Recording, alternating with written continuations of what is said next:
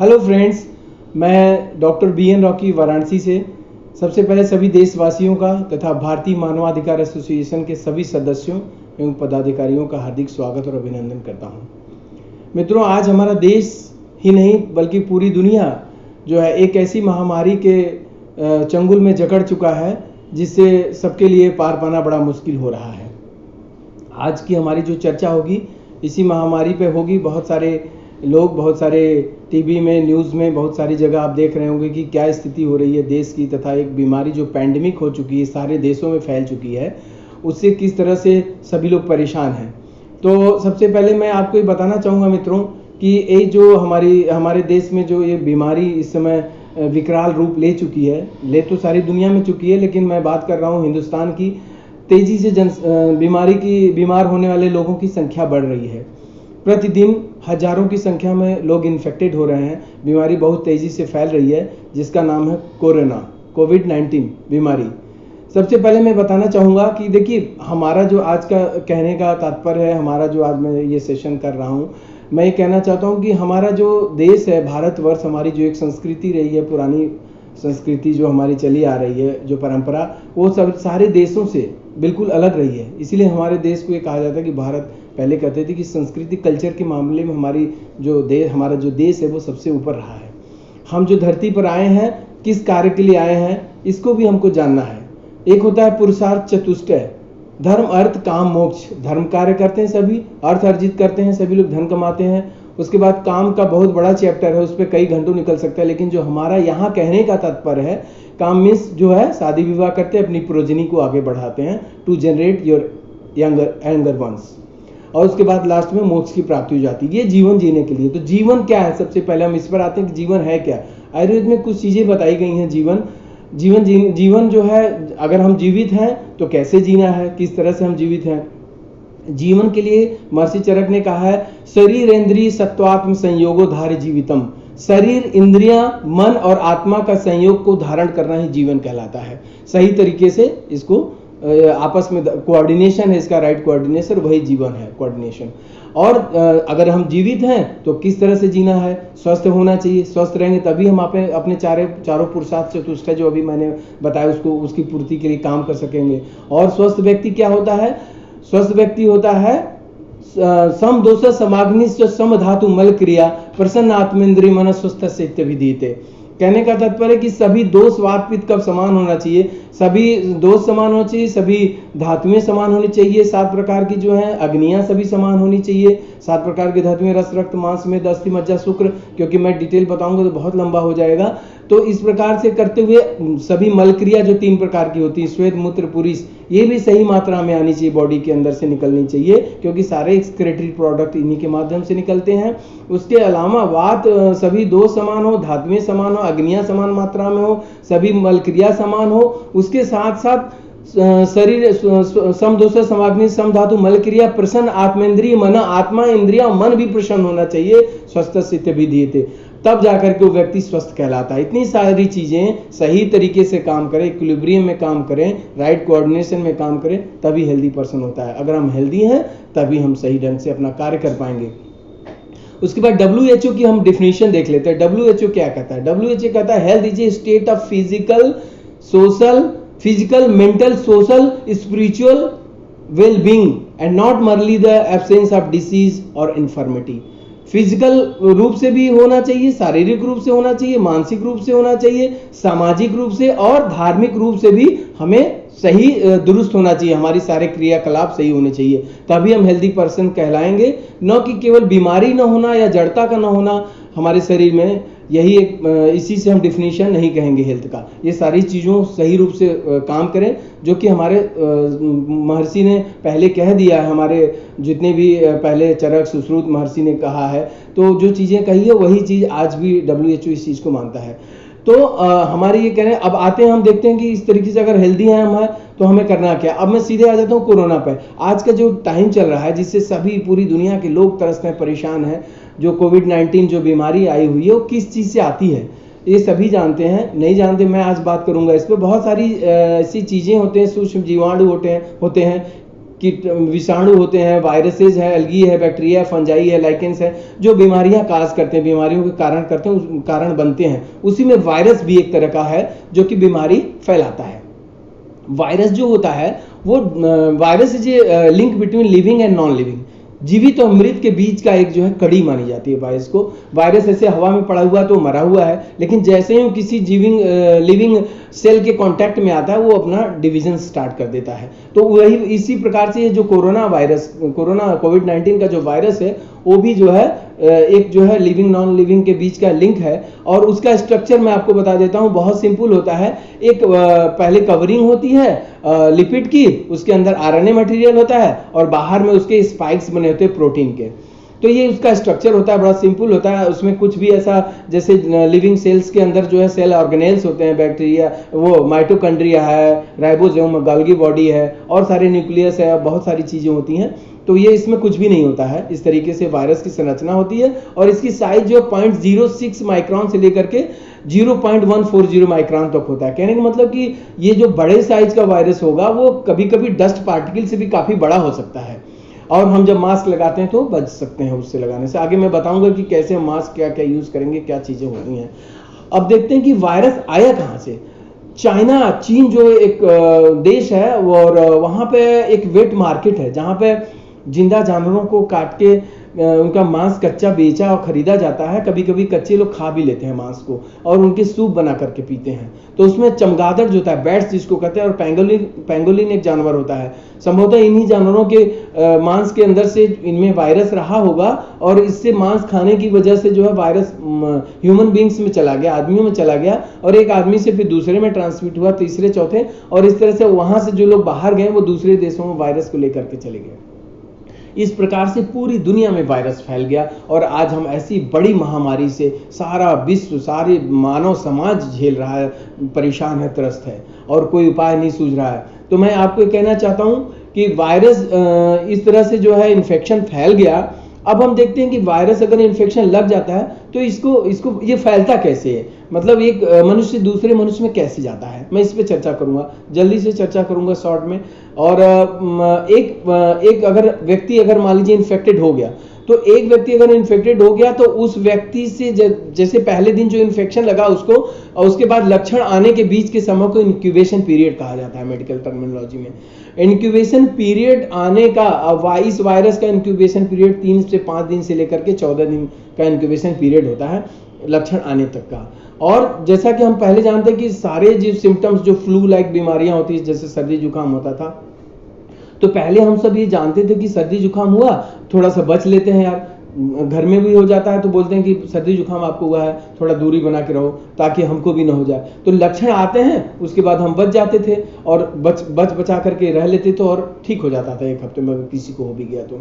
लेकिन इस बीमारी में एक ही प्रॉब्लम है कि ये हाईली कॉन्टेजियस है, बहुत तेजी से ये जो है इसका वायरस एक दूसरे को इन्फेक्ट करता है। और लक्षण आते, सपोज कर लीजिए कि 14 दिन अगर इंक्यूबेशन पीरियड है, किसी को लक्षण 11वें दिन आता है, तो पहले 10 दिन अगर जो नॉर्म्स हम बताएंगे मास्क और सोशल डिस्टेंसिंग का, अगर वो फॉलो नहीं करेंगे, नहीं करते हुए अगर आप कहीं भी जा रहे हैं, आ रहे हैं, ग्लव्स नहीं लगाए, मास्क नहीं लगाए हैं, जो चीजें हम आगे चर्चा करेंगे कि किस तरीके से हम बच सकते हैं, तो बीमारी दूसरों को भी बांटते हुए चले जाएंगे, इन्फेक्शन फैलाते हुए चले जाते हैं हम। अब ये इस तरीके से जो है बीमारी फैलती है।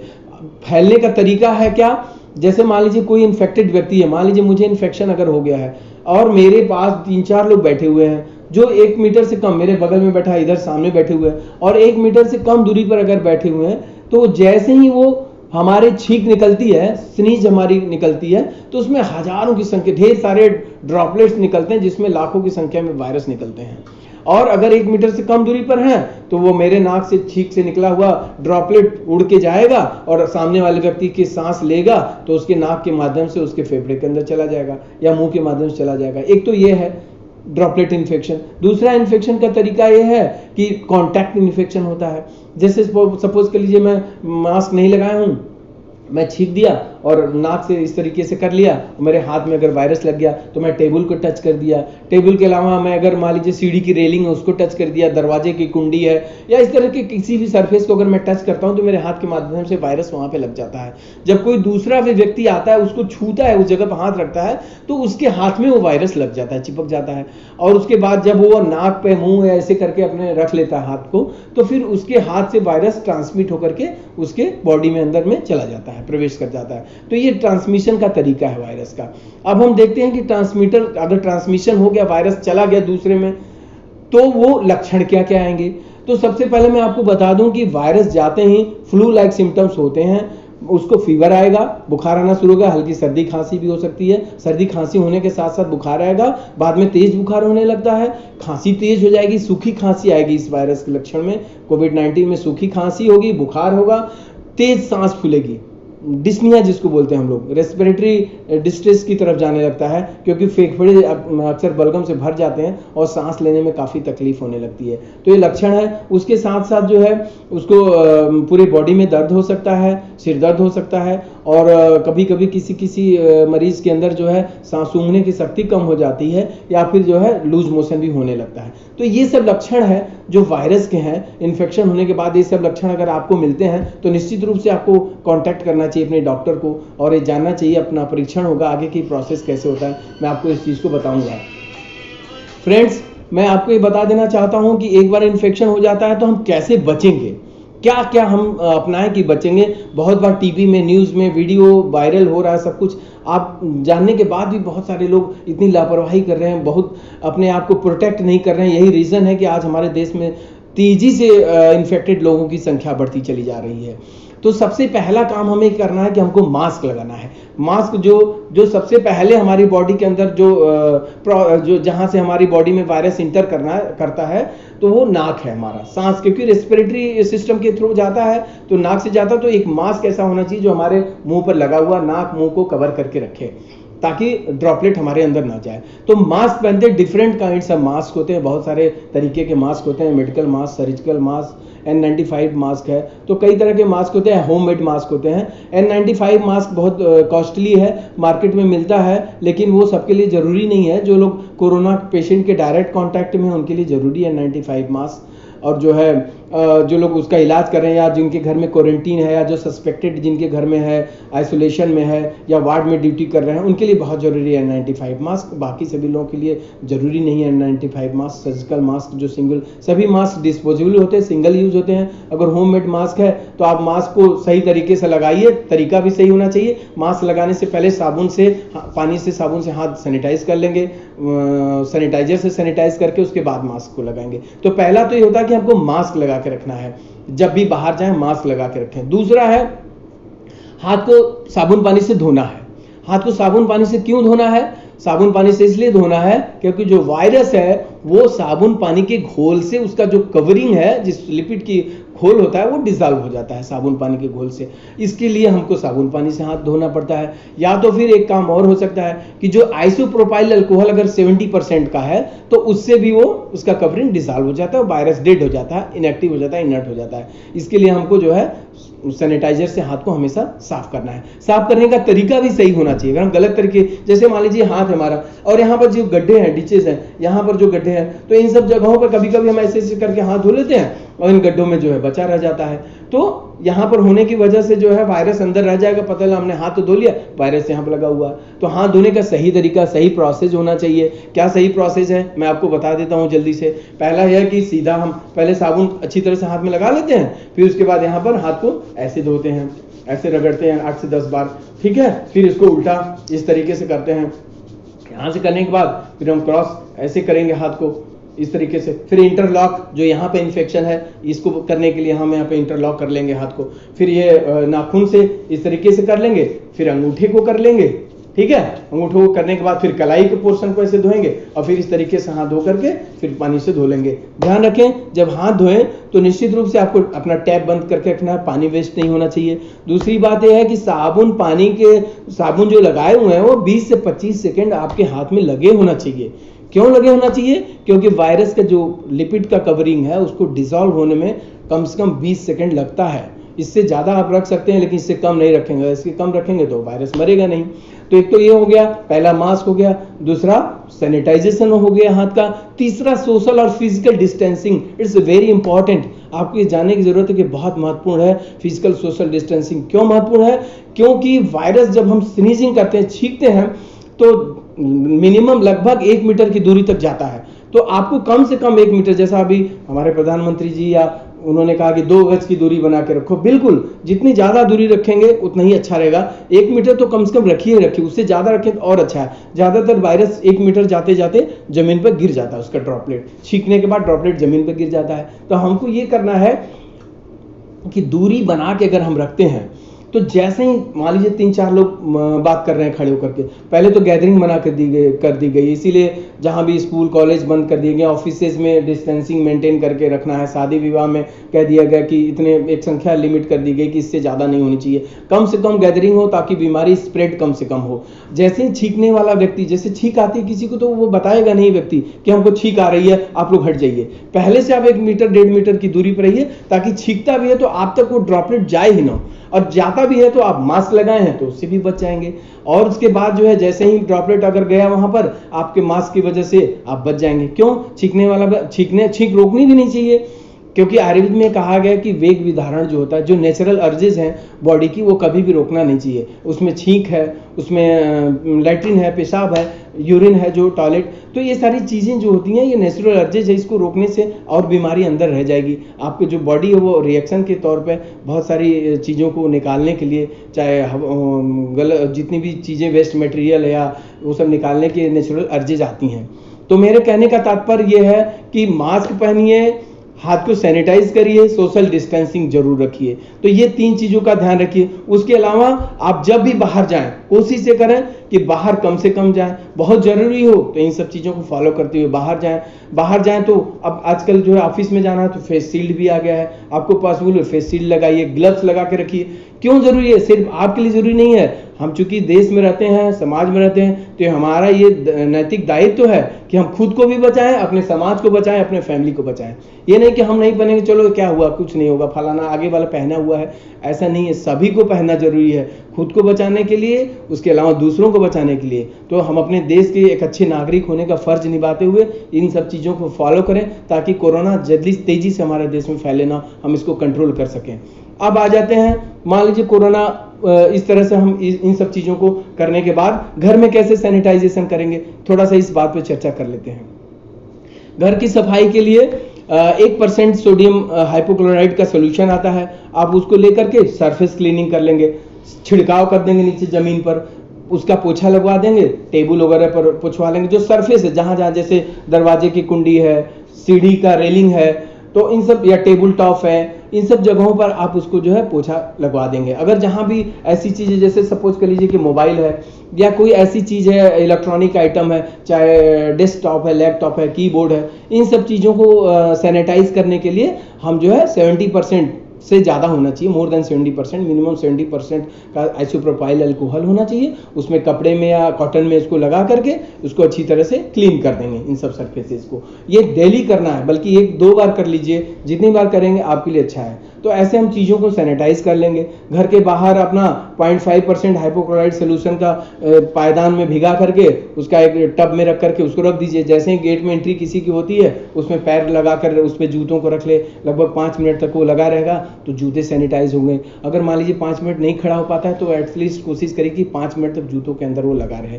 तो इस तरीके से हम खुद को और अपनी बॉडी को, अपने घर को, अपनी चीज़ों को सैनिटाइज कर करके रख सकते हैं और इन्फेक्शन से बच सकते हैं। अब आ जाते हैं, इतनी सारी चीज़ें करने के बाद भी अगर सपोज कर लीजिए कि हमारा इन्फेक्शन लग जाता है। देखिए, मैं एक चीज़ आपको बता दूं मित्रों, फ्रेंड्स, मैं ये कहना चाहता हूं कि बॉडी की एक इम्यूनिटी होती है हर आदमी की। हमें कोरोना से घबराना नहीं है। इस समय हमारे देश में जो बीमारी फैली हुई, बहुत सारे पैनिक हो जाते हैं लोग, बहुत सारे वायरल झूठे मैसेजेस, वीडियो वायरल हो जाते हैं।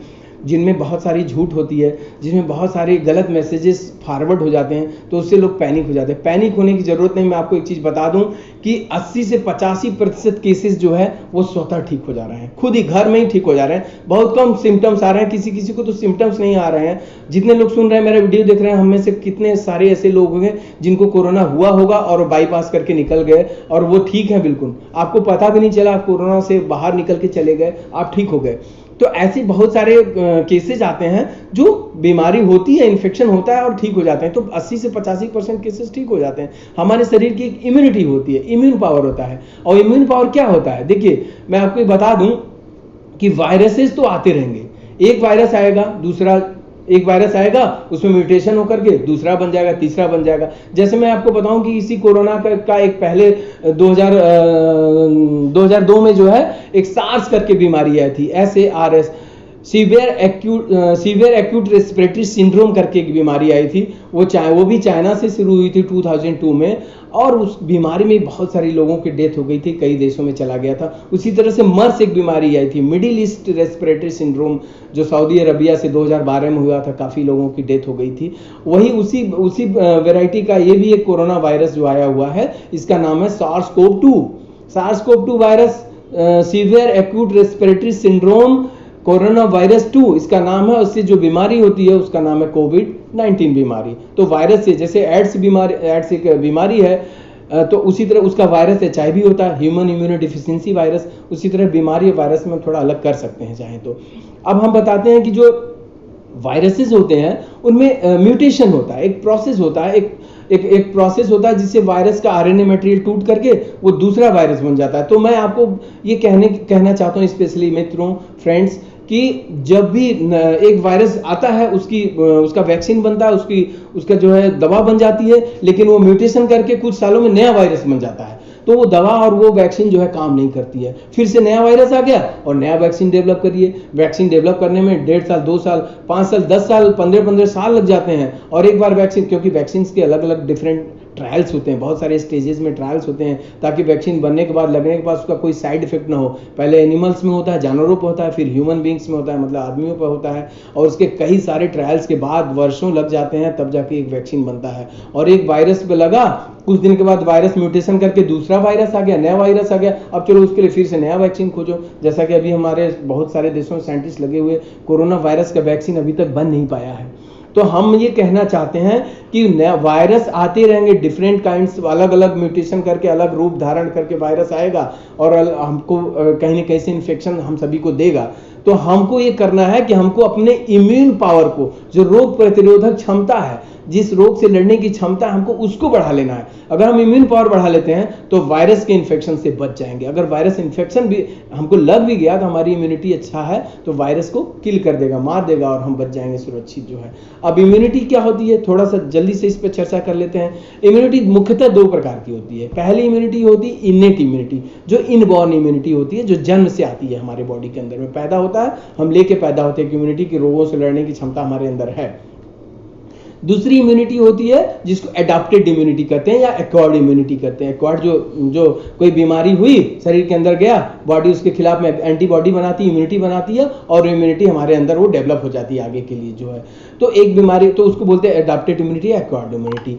लेकिन जब यही एक्वायर्ड इम्यूनिटी, जब इन्फेक्शन, कोई बीमारी पैंडेमिक हो जाती है, बहुत सारे देशों में, किसी एक देश में मान लीजिए लार्ज स्केल पे होती है, 70-80% पॉपुलेशन अगर इस बीमारी से इन्फेक्टेड हो जाते हैं, तो फिर जो है वो सभी में इम्यूनिटी डेवलप हो जाती है, उसको हार्ड इम्यूनिटी कहते हैं। और जब इस तरह की इम्यूनिटी डेवलप हो जाती है, बहुत सारे 80% लोगों का अगर इन्फेक्शन हो गया, उसमें से जैसा कि अभी हमारे देश में देख रहे हैं, मैं अभी बता रहा था, आपको चर्चा कर रहा था कि 85% लोग ठीक हो जाते हैं, मात्र 15% के लगभग लोगों को जरूरत पड़ती है हॉस्पिटल में जाने की।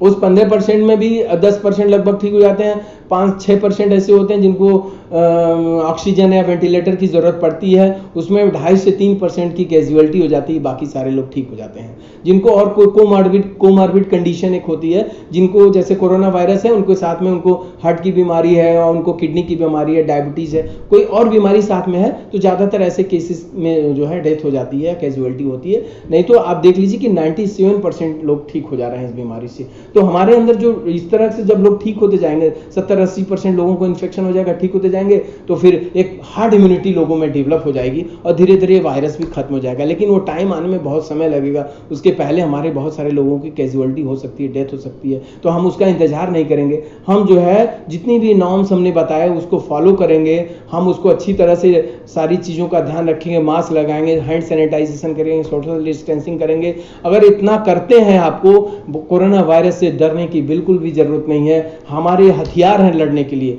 हमारे जो ये हथियार है उसको हम ले करके आगे लड़ेंगे और हम निश्चित रूप से बच जाएंगे सुरक्षित। लेकिन जो लोग फॉलो नहीं कर रहे, अभी मैं देख रहा हूँ बहुत सारे लोग ऐसे घूमते हैं सड़क पर, सामने जो है वो कुछ नहीं कर रहे हैं, कोई मास्क नहीं लगा रहे हैं, ठेले पर सब्जियां बिक रही हैं, फल बिक रहे हैं, वहां पर गैदरिंग करके लोग एक दूसरे से खरीद रहे हैं, बेच रहे हैं, लेकिन वो लोग कोई भी इस तरह के नाम नहीं फैले। ऐसे लोगों को जरूर डरने की जरूरत है, बहुत ज्यादा डरने की जरूरत है, क्योंकि वो लोग खुद तो जाएंगे, दूसरों को भी इन्फेक्ट करेंगे। यही लोग ऐसे कारण बन रहे हैं जो इतनी तेजी से हमारे देश में वायरस फैल रहा है। अगर सभी लोग फिर से, मैं आप सभी से रिक्वेस्ट करता हूं कि अगर एक बार फिर से आप सब लोग अगर ये ध्यान दे, अपना मास्क पहने, सोशल डिस्टेंसिंग करें, हाथ को बराबर सैनिटाइज करते रहें, घर में भी रहें तो भी कई बार करिए, चीज़ों को छू रहे हैं, आसपास टच कर रहे हैं, आपके हाथ में वायरस लग सकता है। और वायरस जैसे ही लगा, आप जैसे मान लीजिए यहाँ पर वायरस लगा, मैंने नाक में मुंह में ऐसे चला गया उंगली, तो वायरस क्या करेगा, वायरस यहाँ से अंदर जाएगा मुंह में, मान लीजिए मुंह में गया या नाक के अंदर गया, तो म्यूकोसल मेम्ब्रेन होती है, म्यूकोसल मेम्ब्रेन में जो है एक आपका देखेंगे तो वहां पर एक अंदर सेल मेम्ब्रेन होती है जो एपिथेलियम की होती है, उसके सेल के अंदर वायरस चला जाएगा स्पाइक्स के माध्यम से और वहां पर डिवीजन करना शुरू करेगा। सेल डिवीजन से लाखों की संख्या में वायरस बनेंगे और वहां कॉलोनीज बन जाएगी और इतना म्यूकस ज्यादा बनने लगता है कि वो म्यूकस की वजह से चोक हो जाता है, हमारा जो रेस्पिरेटरी सिस्टम है वो ब्लॉक होने लगता है, ऑक्सीजन सप्लाई कम हो जाती है और मेटाबॉलिज्म कमजोर पड़ जाता है, सीज होने लगता है। और फिर क्या हुआ, ऑक्सीजन बॉडी को नहीं मिलेगा, मेटाबॉलिज्म सीज होगा तो मल्टीपल ऑर्गन फेलियर की वजह से डेथ हो जाती है। तो हमको वो कंडीशन नहीं आने देनी है, हमको अपनी बचाव के सारे नियम को फॉलो करना है और अच्छी तरीके से रहना ताकि कोरोना वायरस को हम रोक सकें। और इम्यूनिटी कैसे डेवलप करेंगे, हम जल्दी से बात कर लेते हैं। इम्यूनिटी डेवलप करने के लिए सबसे पहला तो हमें ये काम करना है कि हमें पौष्टिक आहार लेना है। पौष्टिक आहार लेने के साथ साथ हमको ध्यान देना है कि आहार में हमारे विटामिन सी की मात्रा होनी चाहिए, जो खाने में जैसे संतरा है, नींबू है और बहुत सारे फल है, आंवला है, जिसमें विटामिन सी, जिसको इम्यूनिटी विटामिन कहते हैं, उसकी मात्रा होती है, तो उसको हम प्रचुर मात्रा में लेने की कोशिश करें। दूसरा है हमको कैल्शियम युक्त डाइट लेनी चाहिए, अंडा वगैरह है, दूध है, खा सकते हैं, जिंक है, अंडे में जिंक होता है, जिंक ले सकते हैं। तो इस तरीके की हम ऐसी डाइट लें, पौष्टिक डाइट लें जिससे हमको ये सब न्यूट्रिशन मिलता रहे और हमारी बॉडी की इम्यूनिटी बढ़ी रहे। साथ ही साथ हमको प्रत्येक दिन 25 से 30 मिनट मिनिमम व्यायाम या योग करने की जरूरत है। बहुत ताकत है मित्रों योग में, व्यायाम में बहुत ज़्यादा ताकत है जो आपको इम्यूनिटी को बूस्ट अप कर देगा। जो लोग करते हैं वो जानते होंगे, मैं स्वयं करता हूँ, मैं जानता हूँ, आप भी करिए, अपनी इम्यूनिटी को बढ़ाइए, निश्चित रूप से आप देखेंगे कि आप जो है सफलतापूर्वक इस बीमारी से हमारा देश निकल जाएगा और एक अच्छा समय फिर से आएगा जो हमारा पीछे था कोरोना के पहले। तो मैं आप सबको ये बताना चाहता हूँ, इसके साथ साथ घरेलू कुछ उपाय हैं जो बहुत बताए जाते हैं, जैसे क्वाथ है, क्वाथ बनाने का काढ़ा है जो जिसको बता रहे हैं, काढ़ा बनाइए, काढ़ा को पीजिए, उसमें काली मिर्च है, उसमें अदरक है, सौंठ मिला लीजिए और उसमें दालचीनी मिला लीजिए, उसमें तुलसी पत्ता मिला लीजिए, हल्दी मिला लीजिए, गिलो मिल जाए तो वो मिला करके उससे अच्छी तरह से पकाइए, खूब बढ़िया से अच्छी तरह पकाने के बाद उसको छान लीजिए। छानने के बाद उसमें जो है नींबू निचोड़ लीजिए आधा और उसमें शहद एक चम्मच 2 चम्मच मिला करके सुबह शाम पूरे परिवार के साथ सेवन करिए, आपकी इम्यूनिटी अच्छी होगी। कफ का जो है कफ को निकाल देगा, कफ को शांत कर देगा और बीमारी अगर वायरस होगा भी तो धीरे धीरे आपका जो है इम्यूनिटी इतनी अच्छी होगी कि वायरस को भी मार देगा। तो ये सारी चीज़ों को ध्यान रखिए, अपनी इम्यून पावर को मजबूत करिए, जितनी भी चीज़ें मैंने बताया उसको फॉलो करिए, निश्चित रूप से कोरोना से लड़ने में हम सफल हो जाएंगे। हमारा देश फिर से हंसी खुशी से फिर से उसी तरह से जैसे हम अपनी ज़िंदगी जी रहे थे फरवरी मार्च में कोरोना वायरस आने के पहले, और हम सब इतने महीने लॉकडाउन में झेल करके निकले हैं। तो आप अगर देश के सच्चे नागरिक हैं तो निश्चित रूप से खुद के लिए, दूसरों के लिए, परिवार के लिए, समाज के लिए इन सब नियमों का पालन करिए और एक बार फिर से सभी जो है अपने हंसी खुशी अपने परिवार, अपने देश में अपना काम कर पाएंगे। बहुत बहुत धन्यवाद आप सभी को। Thank you so much.